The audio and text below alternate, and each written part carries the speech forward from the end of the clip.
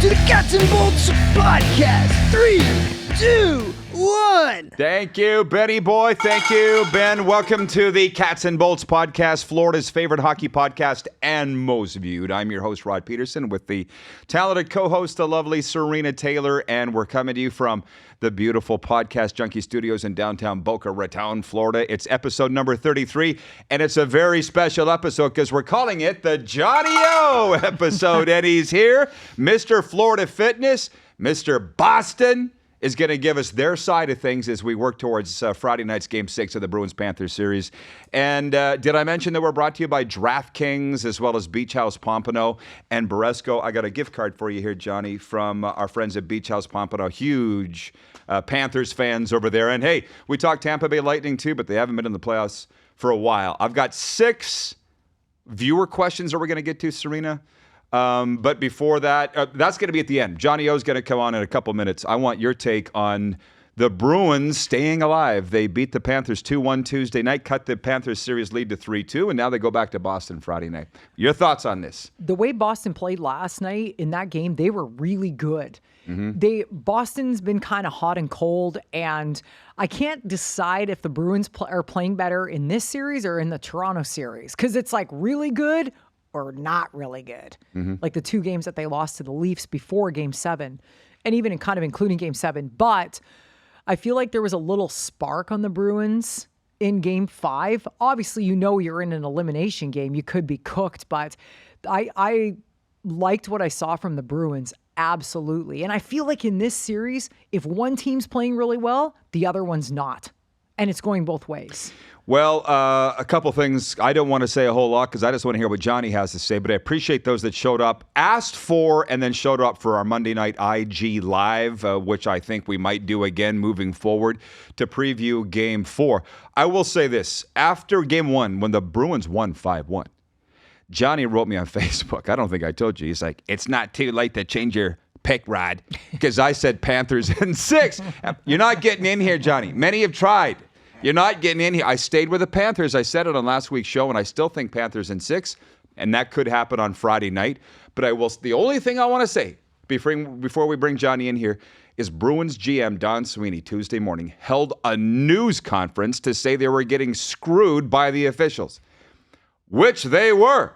And then they come out the next night and they get the call on winning the goaltender interference. And that's going to come up in the viewer comments. You're sitting here laughing. I can't wait. To address that? Wait, yeah. Well, give him a little teaser. Let a little Serena out here right now. The Panthers fans are upset that the game-winning goal by Charlie McAvoy counted after review of what the Panthers and their fans thought was goalie interference. Of course they're upset because they've been getting all the friggin' calls already in the playoffs. What do you expect? They think that's the norm.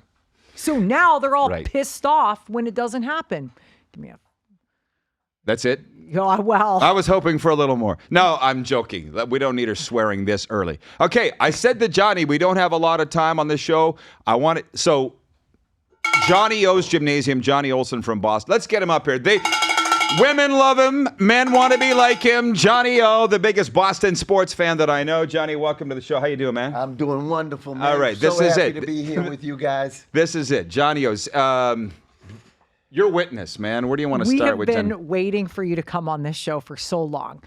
And True story. I've known Johnny for probably 4 or 5 years now. Longer. Yeah, just in the fitness and the industry, and just always loved Johnny. Just a caring, sincere human being that just likes everybody, but has the best stories. Oh, he wants to get into those too. Which, are you good with a mic here, Benny boy? You good? Okay. We got a lot of good stories. My from very Johnny. first thing, I just said I want a Boston Bruins fan's opinion of this series from your side. You were at Game 3, so Yes, I was. what are you thinking?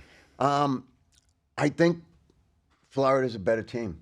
I think they have more talent, and Boston has played very well for not having enough talent against that team, but they have trouble clearing the puck. Florida is, like last year's series, I just felt that Florida wanted it more. And I thought they were more talented. And the Bruins seem to be dumping the puck in and not passing it in, which is more difficult to take control because once you dump it, you got to win it back. You give it up, yeah. And I think it would be over now if it wasn't for Swayman. He's been he's been standing on his head. He's been amazing. He's been very good. Yeah. Yeah. Well, do you have questions for Johnny? Do you have anything on this? Well, the one thing I said to you is the Panthers fans want this series to be over by now. But Serena said it's Boston. They're not going to lay over like Leafs fans. They're not going to roll over. What is it about Boston? Like, you guys are loud, brash, probably drink too much. The ones that I know, but you're tough. That's it. And you love your teams. Yeah. You guys like you to have a manual when you leave the children's hospital or what? Like, you're all the same. Well, you just hit the nail on the head. Bostonians, and I've been living here in Florida now for 23 years, so I've been away for a long time, but you're never going to take Boston out of me. I'm only 3 hours away, and I go back quite often. But I grew up in the early 60s and the mid 60s and 70s, and the one thing about Boston sports and Bostonians is we are tough, and we don't expect to win every game, whatever the sport is, but we expect the players to give it everything they've got and leave it there. And when that doesn't happen, we get upset. So we're accustomed to that. When you go back to the 70s, the Bruins' talent after Oren Esposito wasn't all that great in the later 70s. They did as good as they did because they fought so hard, man. They fought so hard. And we knew every night there was going to be some fights. We knew every night that there was going to be a game. But we also knew that we were going to be in every game. And that's what we expect as Bostonians. When I go home and I go out, everybody's wearing Boston garment, whether it's Celtics or Bruins or Red Sox or Patriots. Everybody is all in, man. They love their sports. I love that. We've shared a lot of hockey stories over by the cable machines. Right. Every morning, Johnny and I talk about hockey, and he usually comes with a good trivia question. But I want to know, what is your favorite hockey memory about being a Bruins fan? Oh, there were so many, but probably May 10th, 1970, Sunday, Mother's Day, Game 4. Came on around 1 PM, by the way, which is something that we talk about because these playoff games come on so late, and it's astonishing that they do this because how do you build a fan base going further? I was 10 years old, and I was watching the Bruins on a Sunday afternoon. Game 4, Bruins up 3-0, goes to overtime, and Bobby Orr scores the historic goal with him flying through in the air. St. Louis. Noel Picard trips him. Glenn Hall in goal with his arms up. He just got beat. Sanderson hits him with the pass. Wayne Swoop Carlton was on the same line with him, and it was 40 seconds in, and we just lost it. But growing up in Boston during those years, everybody in New England watched the Bruins. Everybody watched every game. Now, you got to remember, we only had 5 channels. We had ABC, NBC, CBS, and then we had what we called 2 UHF channels. And one was Channel 38 in Boston, and they carried every Bruins game. So you didn't have many options. So and the Bruins were fun, and you knew it was going to be exciting, and everybody watched every game. And I'm going to tell you, if you go back to somebody in my age group and ask them to name the Bruins from the 70s, not only will they give you the names of the players, they'll remember the numbers. And we're talking 50 years ago. Yeah. And this is how we are. You also said, too, to me in the gym one day, though, that you were kind of getting out of hockey because the players all look the same with the helmets and the visors, right? You can't but that this show was getting you back into hockey. That made me feel really good. And both of you are. I see you in the gym every day, and I come in prepared to talk hockey, baby. I want to talk some hockey with you guys. Good. We love you, Johnny. We really do, and we appreciate that. We come home with our individual Johnny stories from that day in the gym. So, anyways. Of course, but I really want you to share with the fans your story, the Bobby Orr story. That's a great story. It's my favorite. I have the greatest Bobby Orr story of all time, I think. So I just told you my greatest memory would probably be May 10th. I was 10 years old. So now we're going to fast forward 9 or 10 years. So I'm 19, 20. And I never had the opportunity to play hockey in a league. It was pond hockey, and I never play organized. So I never got a chance to really play hockey. I loved it as a fan, and I never got a chance to see the Bruins live in my life until probably mid-'80s. And all my favorite heroes were gone by that time. But Orr was God in Boston. He was a legend, and there were hundreds of rinks that were built in New England, all because of Bobby Orr. It really was. So what he did for the game of hockey, especially in North America and in America, was just amazing. So 1980, I'm reading the Boston Globe one Saturday morning, and on there it says that the Bruins old-timers are playing against the ex-Olympians in a charity game. So this was more of a practice, but they were going to play in a charity game to raise some money. And they were playing in Harvard Arena. And I said, I'm going. I got a camera. I drove over, and I found my way into the arena, and I was walking towards the mezzanine, right at maybe 10 rows back, and all of a sudden, I see Bobby Orr. And he's skating around. Everyone's skating around in a circle. And all of a sudden, Orr's looking at me, and I'm looking at him, and I'm thinking to myself, oh my God, Orr's looking at me. So I get to the row that would bring you right down to the ice, and Orr starts walking off the ice towards me. And I'm like, I'm just baffled. And I walk up to him, Bobby, nice to meet you. Yeah. And I got a photo with him.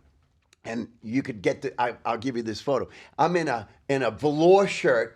I believe I'm 19, 20 years old, and I get a picture with Orr. And he says to me, look, do you know anybody that plays goalie? He probably thought I went to Harvard, which was the furthest from the truth. And he said, do you know anybody that plays goalie? We don't have a goalie. We can't start until we have one more goalie. We have all the pads, but we don't have a goalie. And I look at him, never played organized hockey, and I said, where's the pads? And he takes me by the arm, Bobby Orr, and we walk across to the other bench. He walks me down to the dressing room. There's the equipment. And I didn't even know how to put it on.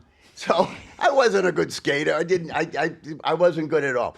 Somehow, with the help of a buddy of mine, I put the equipment on, and I get to the ice, and I start skating towards the goal.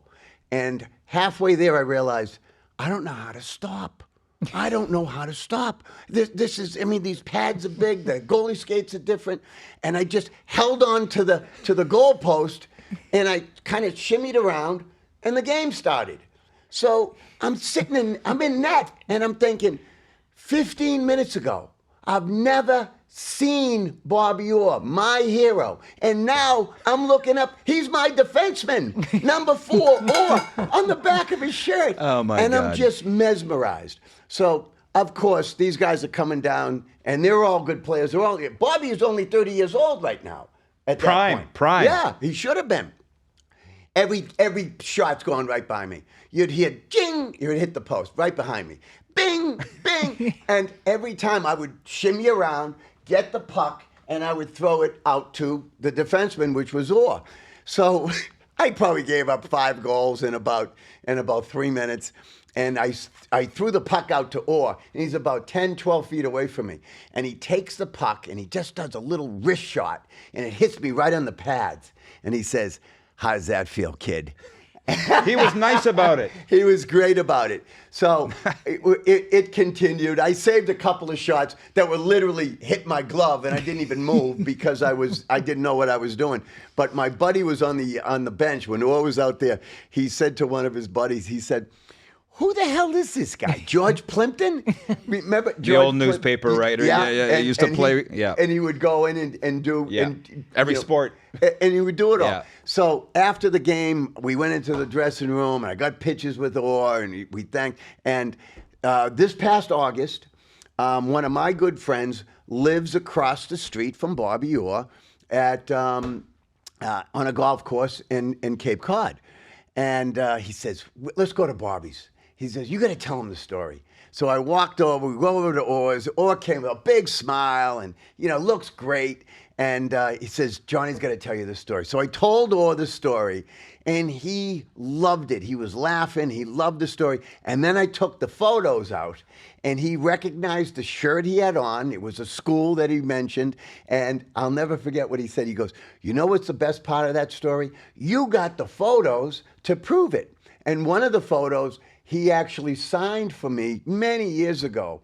I knew an agent that he was working with, and he had it signed. So I still have that photo. It's one of my prized possessions.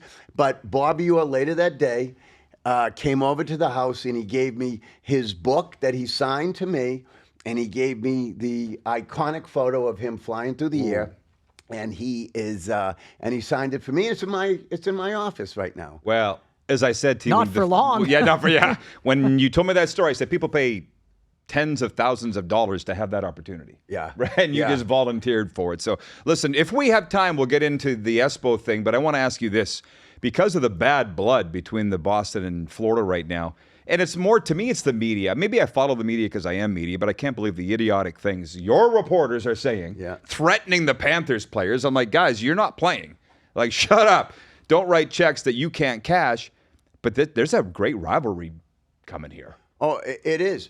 And I think part of it is because they're very similar teams. Yeah. I mean, Tkachuk is the heart and soul. He's as tough as a bar of iron, and he's never given up, bro. He's never given up. He just comes at you all night long. And the Bruins have been known to have those same type of players. So I think that rivalry is going to happen because they're similar.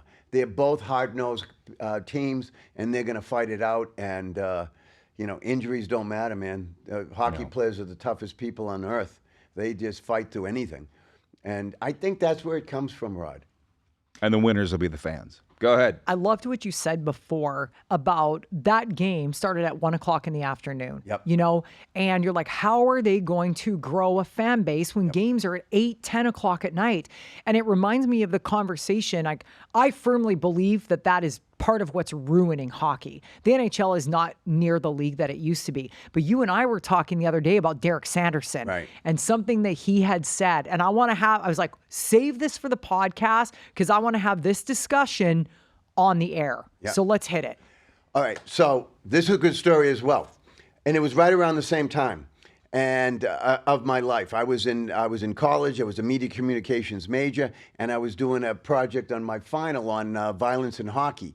And I got hundreds of photos from the Globe and the Herald. And again, I was reading the Globe, and it said that Derek Sanderson was in the Mass General Hospital having a hip replaced.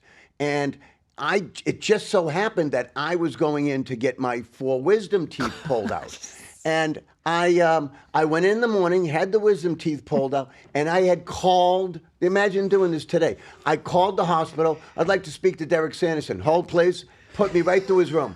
He answers the phone. Derek, this is Johnny Olson. I go to Framingham State College. I'm doing a final on violence in hockey. I'm going to be in the General in a couple of days. Can I come in and interview you? Sure. Yeah, come in.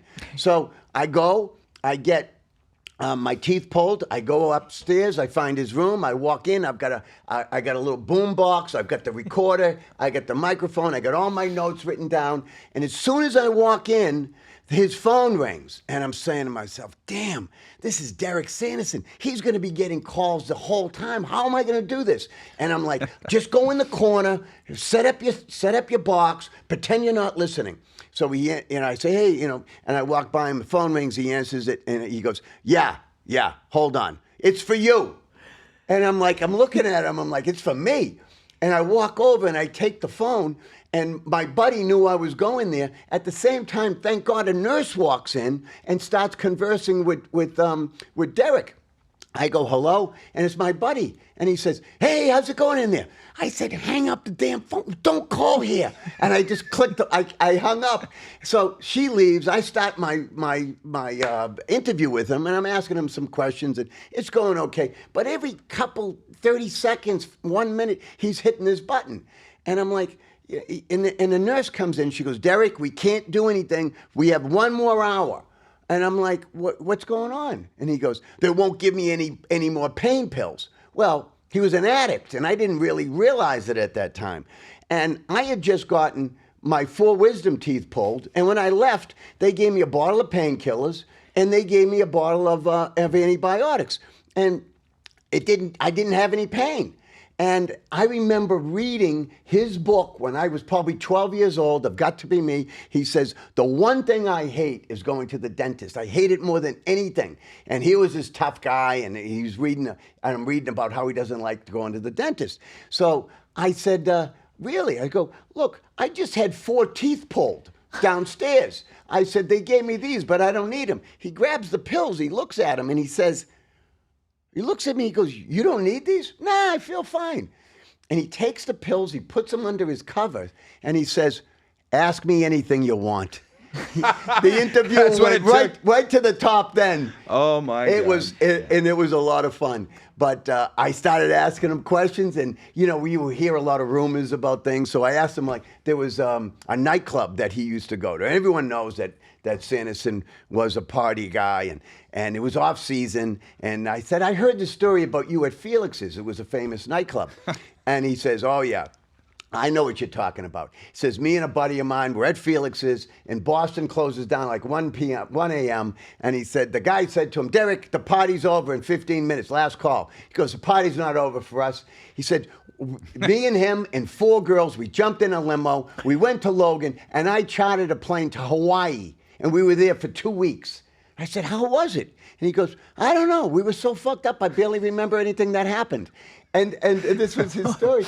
And it went great. Now, 4 or 5 days later, I come in to get the stitches out, and I walked in to see him, and I go, and I'm talking to him, and Johnny McKenzie was on the phone with them, and then he hangs up. He said, how'd the tablets go for you?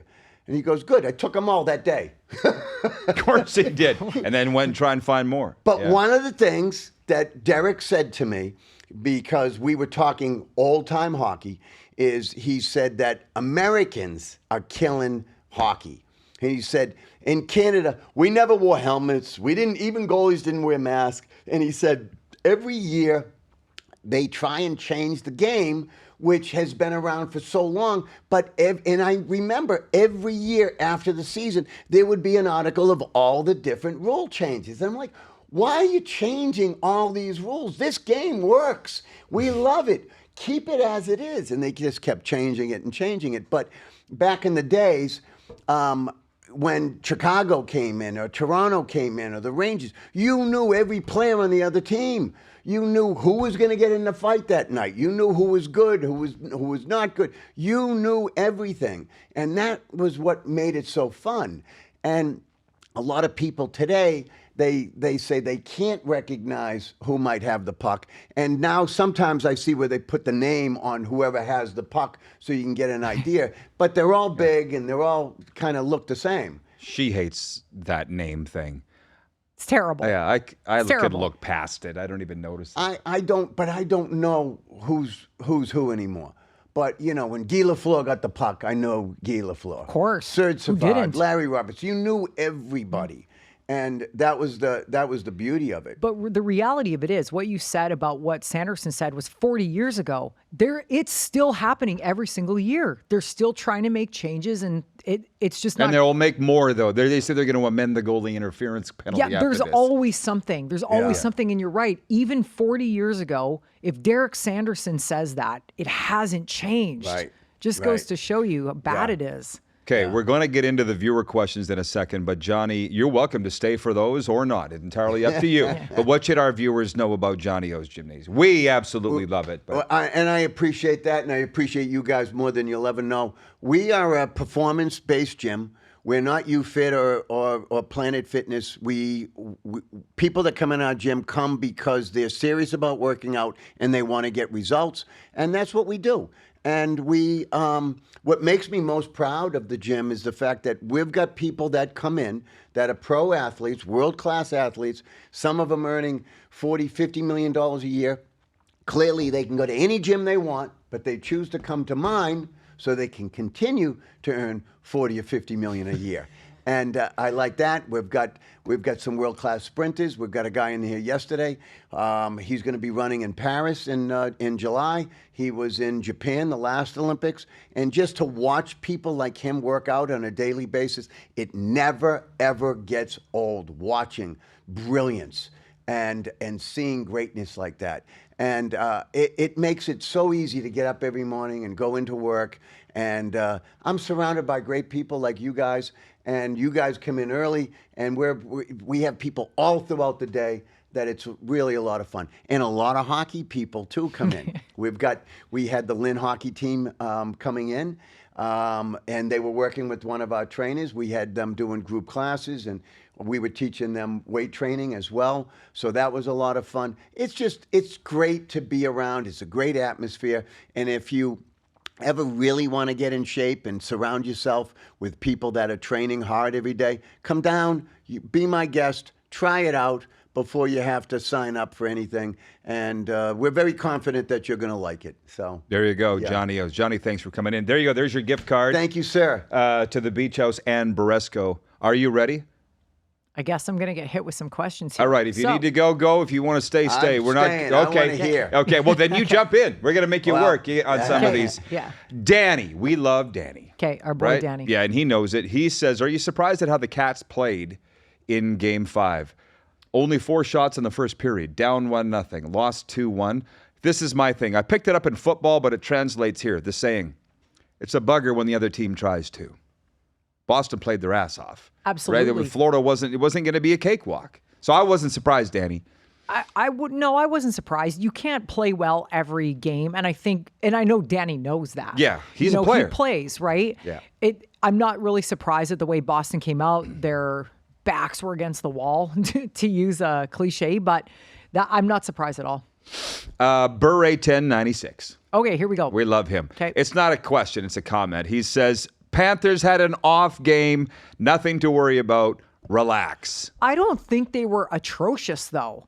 I don't think the Panthers It was a 2-1 game. No. terrible. No, I really don't think they were. What do you think, Johnny? You watch a game? I thought they had a lot of pressure on the goal, especially in the third period. And they just kept putting the pressure on. And Swayman had that save late in the game, 10 seconds left? Saved the game. And he stopped them right there. That easily could have been overtime. For sure. Paul Maurice said both goalies were great in this game. Yeah. Yeah, no, you can't. I do have a problem with this. I don't like the Panthers are diving. I don't like that. No, I'm not a dyed-in-the-wolf Panthers fan, but more than her. I don't like the team that I'm following is diving. There's a lot of diving. Like that. They were called for it. The Bobrovsky thing, like that, he was trying to sell that goaltender interference. That was ridiculous. Play the puck. Play the puck. There's a reason. Stop diving. Stop it. He's a Vezina finalist, and I'm a little surprised that he's, to use John Cooper's term, I won't say it, giving up on plays, right? Dropping his stick what he did. because he figured a penalty's going to be called or goalie interference, and it didn't, and it bit him in the ass. So, Bob can do nothing wrong to me. But Ben, you know Benny Boy, he says, we didn't play a full 60, and we need Lomberg in. What? I'm laughing because I just said about the cliche, didn't play a full 60 minutes. I just said I like it. Betty plays too on the special hockey team. He's invited us to come out and watch him. We got to do that. We have to go. Yeah. One thing I will say is this. The one thing I always say to Rod, the Panthers can play 10 out of 60 minutes. They can do absolutely nothing for 50 minutes and still win the game. And that's what they do. You get caught in that, though. It's a Sure, dangerous but game to play. No, you're right. They haven't played But- a full 60 minutes the whole season. Why start now? Fabian says, what is goaltender interference, really? I don't know. I mean, realistically, it's when you interfere with the goaltender from making the save. But It's a little deeper than that. But in the blue Right. paint, right. Yeah. But I'm being facetious. It's like, I don't know, because clearly. oh, There's yeah. been some Well, they're stuff talking there. about amending it now. And the analysts on NHL radio, which if you ever want to know what I'm listening to when I'm running, Yes. it's NHL radio. And the guys were saying, it's a judgment call. Goalie interference is a judgment call. It's become a judgment call. There's no black and white. And when that happens, you're going to piss somebody off. Yeah. Right? It can change at each call. And it Yeah. has been. Yeah. Yeah. So if you wonder why people, do you think the officiating's been? I know your answer. You think it's been terrible. Horrible. Yeah. Okay. 'Kay. We don't need to go any further. That was it. Yeah, we're done. I think it's Stacy says it's Stasii. Are the Panthers more disciplined than last year?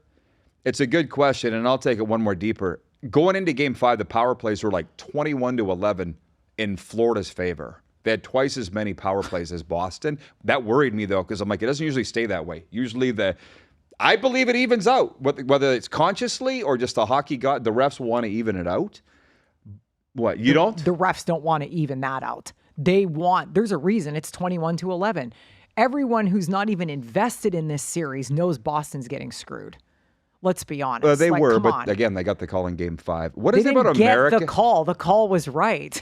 It went their way. Yeah, but that's Yeah. one. I said actually when we were watching that and whether or not they were going to call it, I said to Rod, I go, if they call this back, I will never watch hockey again for the rest of my life because this is horrendous. And I wouldn't have been surprised if they called it back, but they didn't.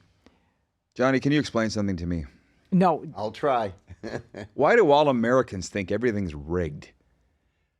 I know. It's ridiculous. It's ridiculous. I mean, You don't have an answer. You know, it's like, do you realize how many people would have to be involved to rig this? And then I'll say, think about this. How difficult is it to get 3 couples to go out for dinner and decide on a place? And you're going to tell me you're going to get 1,000 people together. No one's going to say a goddamn word, and they're all going to be on board to rig something. It's impossible. It doesn't happen. You know, get over it. that was Is there evidence that it's happened? Like, I'm so tired because every day it comes up to me from people. No. There isn't any. There's no evidence. You know, I tell you, that's why I watch. I like professional wrestling. You know, it's the one sport. you know. There's never been a gambling scandal ever, right? That's not rigged. If it was rigged, we'd have people betting on it. You at least know it's rigged going in. Yes. Right? It just pisses me off because our guy Skinny Joe Merlino does a podcast here, Philadelphia Crime Boss, which, by the way, you got to meet him. Every time I ask, He's a member of the gym. stop it. Yeah. When does he come in? Various times. Yeah, he's something, man. But he's been accused of fixing the Super Bowl when the Eagles won. He's a pretty powerful guy. I don't know how much weight he pushes up at your place, but he can rig the Super Bowl. That's power. Yeah, that is powerful. I wouldn't want to comment on that. Well, it might. Yeah, we I don't want think to he's piss off capable of a Joe. lot. We don't want to piss off Skinny Joe, is what we're saying. Yeah. And Jesse, the last one, because we're up for time here, says the Cats need to swap Lorentz for Lomberg. It's the second time somebody's brought up that Ryan Lomberg needs to come into this series. Why not? Like, Paul Maurice changed up the lines the other night, and immediately they started to score. Of course they did, but that's Yeah. what he was doing at the end of the regular season, was trying to figure out these lines. That's why when they were losing, everybody's freaking out. He's like, calm down, trying to set some stuff up. I don't think it would hurt them to put Lomberg in for Lorentz. I mean, he inserted Okposo into the lineup in the playoffs, but people also just think like they love Lomberg because he's a fan favorite, but he's not really that productive. You're just like swapping out a bald tire for another one. It's still round. It's still going to make your car go down the street, but it's really not going to fix your problem. Lomberg just runs around and hits guys. Like, this is the playoffs. Yeah, It's a little it's different. different. There's a reason Lorentz is in the lineup. He's got more skill than Lomberg. He scored a little. Yeah, that's the way it that's goes. the thing. We don't question Paul Maurice a whole lot with anything, actually. No, he's Hey? pretty. I He mean, knows what he's doing. But Yeah. I will say this, Johnny, like, you get it. You got the paintings up on the wall in your place. Winning matters. And there's a graphic on the thing last night that said Paul Maurice coached the most games of anybody without a Stanley Cup. And I was like, ooh, That hurts. I felt it for him. Yeah. You know? Because everybody wants to win, and everybody wants to win the cup. And to have that record, that's one of the records you don't want. Right? No, he's got to win a Stanley Cup. And in his time here, they're good enough to. I hope that they do, because we all know the champions and we know the non-champions. Yeah. It bothers them for the rest of their life. So who do you like right now to win it all? I honestly had Dallas, Carolina in the Stanley Cup, and Dallas to win the Stanley Cup. You? I don't know. She don't. I She won't literally do it. Don't. One It's a thing I thing. will say is some Rangers fans are starting to shit themselves now. Carolina's coming back. Yeah. Carolina just flipped a switch, and I'm not saying Carolina's the Rangers. good. They flipped a switch, and they're playing like we knew they could play. I think the Rangers will win that, and I have a feeling they might win it all. I don't want to be that conspiracy theorist, but you know what? It would be good for New York if they won a cup. They're getting some ref breaks. Not Yeah. gonna lie, they are getting some. My pick was that the Panthers would get to the East Final and lose out. So we'll see. Could all happen. But Johnny, thanks for coming My down, man. We pleasure. finally made it happen. My pleasure. Yeah. I got plenty more stories for you. Let know, me know sure when you you do. want me back, The guys. Golden Girls. Yeah, that'll be the next time. The Golden Girls. All right, Benny. Great job, man. And everybody, thanks for tuning in. We'll see you next time here on the Cats and Bolts podcast. Ah. That was awesome. You guys are great. Fit everything in. Oh, my God. Making it entertaining. One take ride. Yeah, you're not the first to say that.